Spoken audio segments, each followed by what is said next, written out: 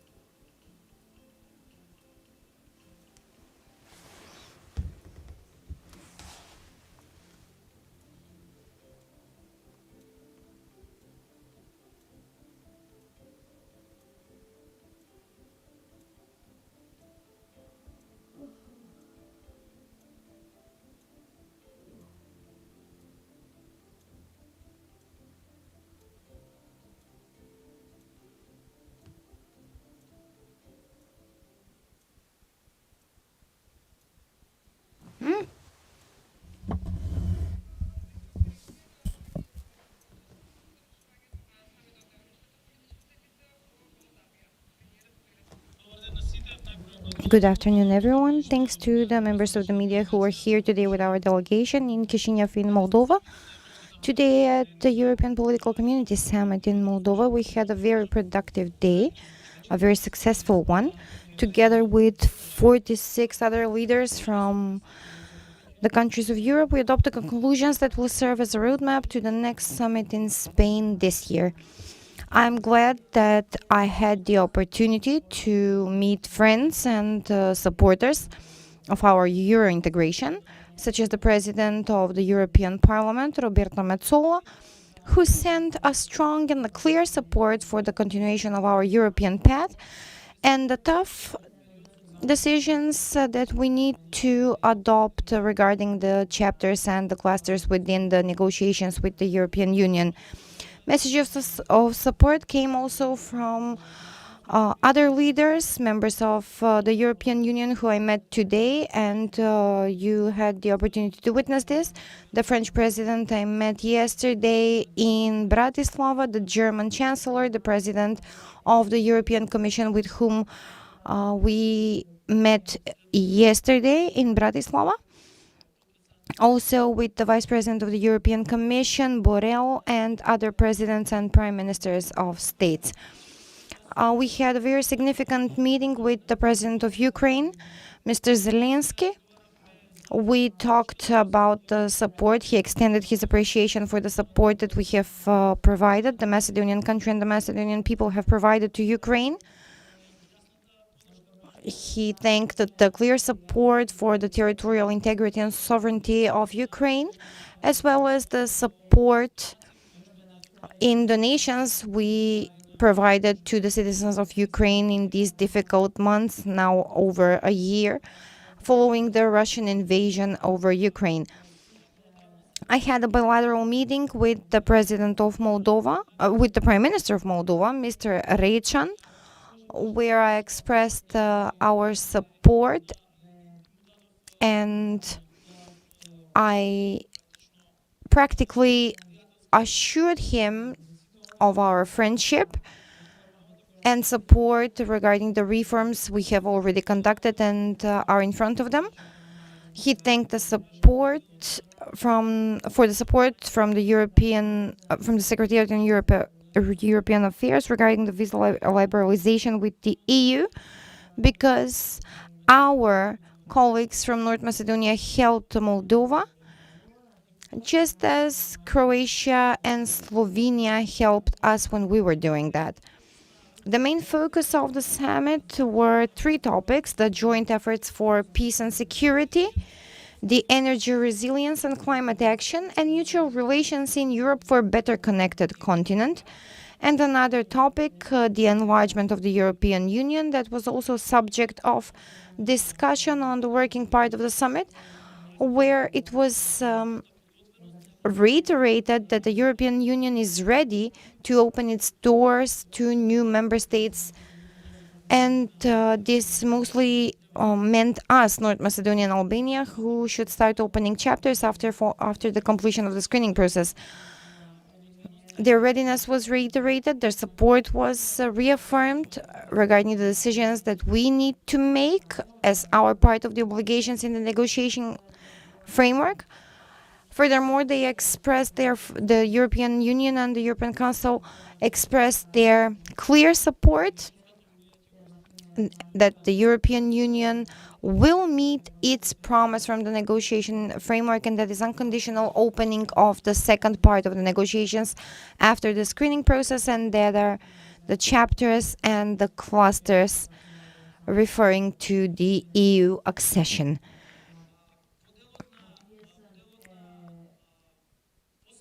When it comes to the special working groups, together with Deputy Prime Minister Fatmir Bitiki, we attended the topic energy connectivity, telecommunication connectivity, and connectivity regarding science and research between the countries from Europe, with the purpose of greater mobility of people between the countries, including the media. This is interesting for you, being representatives of the media, because these will be topics that will be discussed between the EU member states and the non-EU member states. And these are countries that are part of Europe. We shared our activities and our practices we undertook and made in the past period. We presented the measures to tackle the energy crisis, but also the steps that brought us energy diversification. One of these steps is the agreement for the interconnector with Bulgaria, with which we increased the existing capacity of the gas pipeline, and thus we enabled availability of gas from the United States, from Algeria, and from Azerbaijan.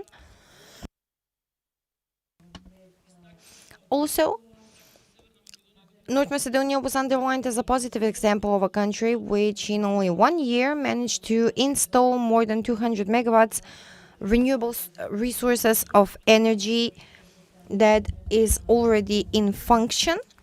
It consists of photovoltaics, biogas, wind parks, etc.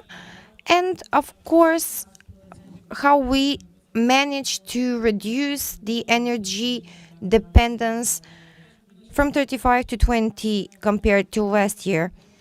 We spoke of the strategic investments that are being prepared and on which the Cabinet of Deputy Prime Minister works on, together with corporations from France, Germany, and Greece. And also we talked in details about the interconnector that is already in the phase of design, an interconnector with maximum capacity that will pass through Evzoni, but it is an interconnector for which we have project documentation for Serbia and the Central European countries and the Western European countries.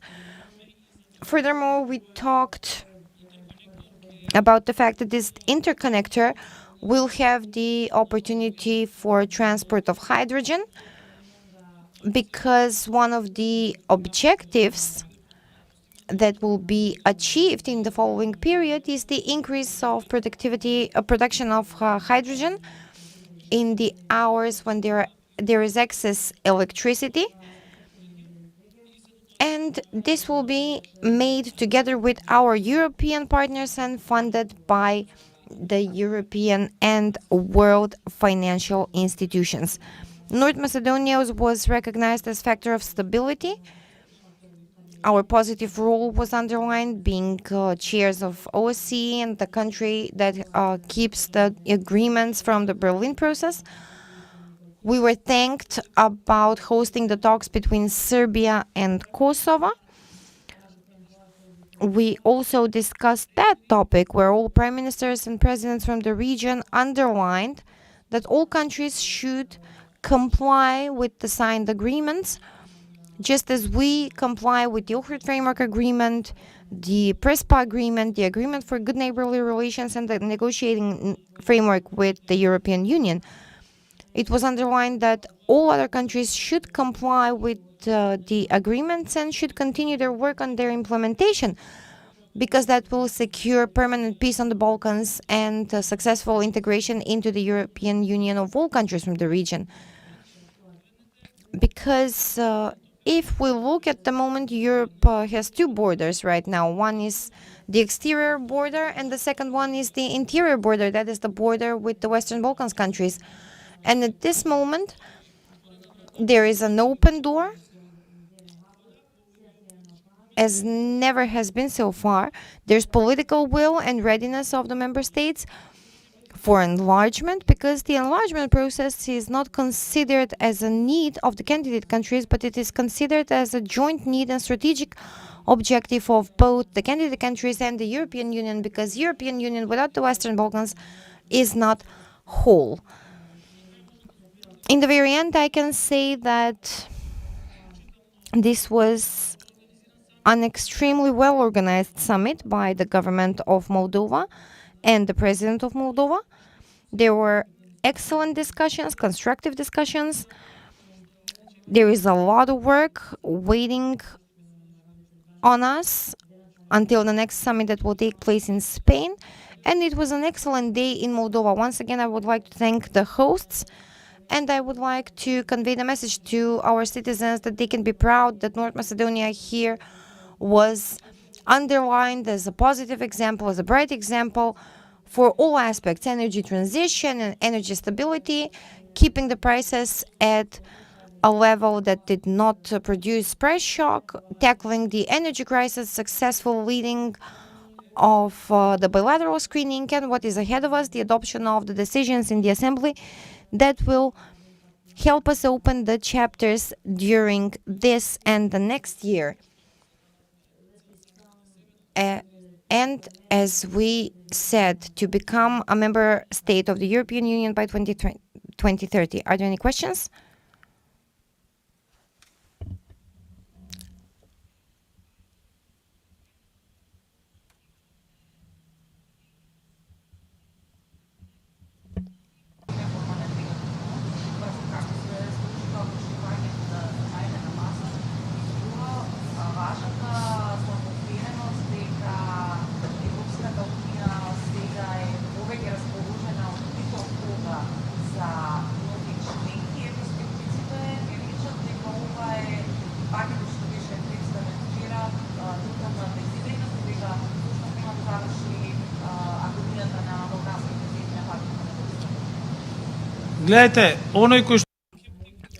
The skeptics, whatever they hear, they will remain skeptics on any given topic.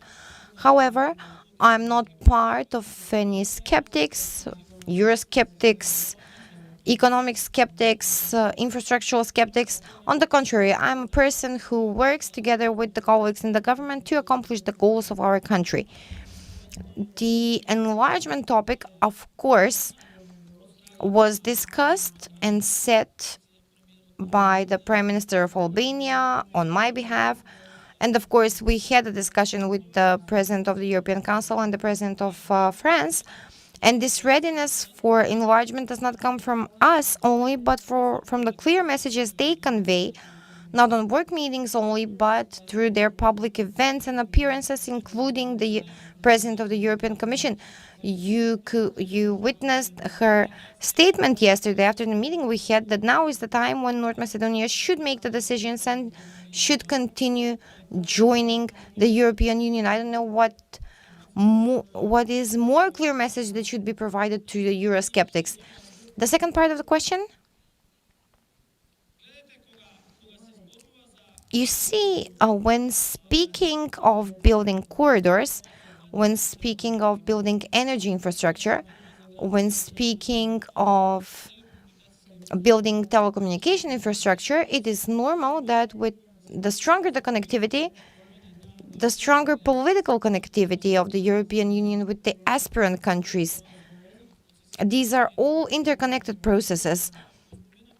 What you mentioned, I would like to respond to that. Yesterday's statement of the President of the European Commission, von der Leyen, at the GlobeSec Summit in Bratislava, also the statement of the French President Macron, it is about finding ways how the countries that are negotiating with the European Union can, before joining the European Union, to use the benefits of the EU membership. Let me tell you an example. We are a candidate country, that country that negotiates with the European Union. However, we have liberal visa regime with the EU. Furthermore, you know that in Tirana at the last Open Balkan Summit, at the last summit between EU and the Western Balkan, we discussed the roaming. Now we're discussing sectoral involvement that would be done based on mutual analysis between the candidate countries and the European Union, so that this can bring benefits for everyone. This is not a replacement for joining the European Union, but it is opening opportunities for greater mobility of people. It will enable better inclusion of our companies at the European market and using the benefits that are used by the EU member states, the four freedoms to be available for the citizens of and the companies of the candidate countries.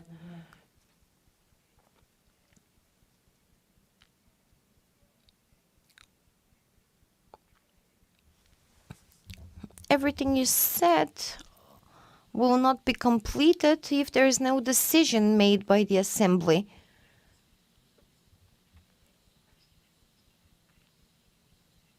What are you going to discuss with Mickoski at the leadership meeting?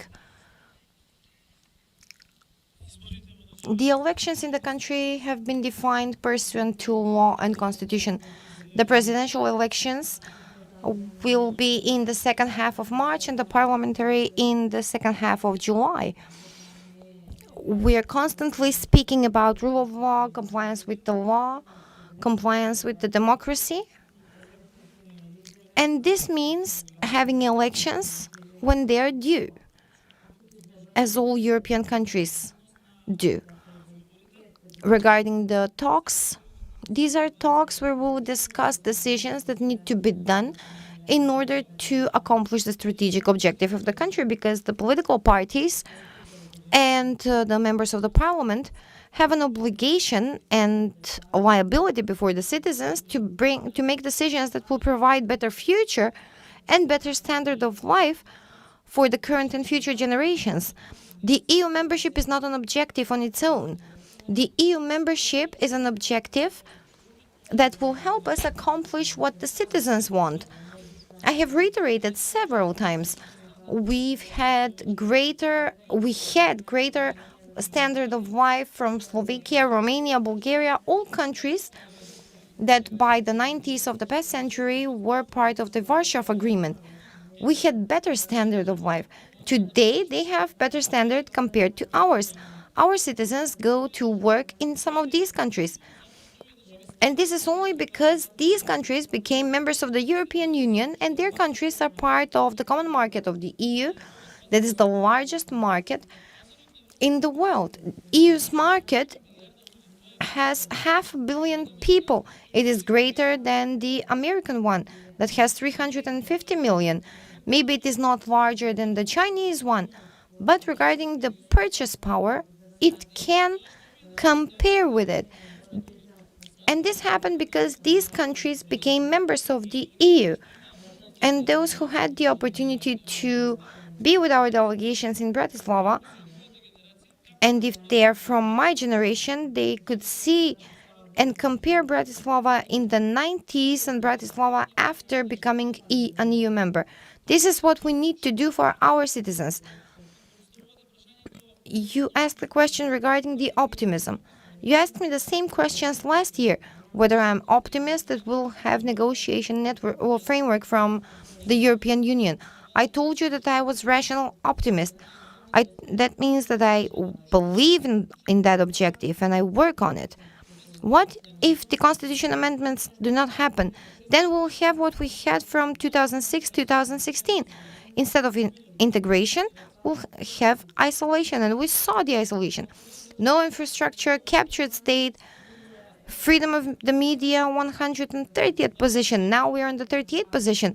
Rule of law, hybrid regime. And today, the media, in only 1 year, jumped for 19 positions. You're the media. No one asks you what you will be asked. No one called you from my office. You are free to work on your own. The same refers to other parts of the government.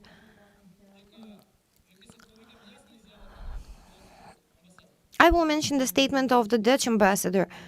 He conveyed a message to institutions that have been beneficiaries from Dutch assistance but are not under the authorization of the government. They should give transparent accounts for the method in which they use the funds, for the progress of the processes, and if they did not succeed in that, then they will be reprimanded. But each institution needs to be accountable. This is the intention of building democratic and just society in any country. That is why I say that I'm a rational optimist. I believe that we'll accomplish the objective and I work on it. Because North Macedonia needs integration into the European Union. It does not need isolation. That would be all. Thank you very much.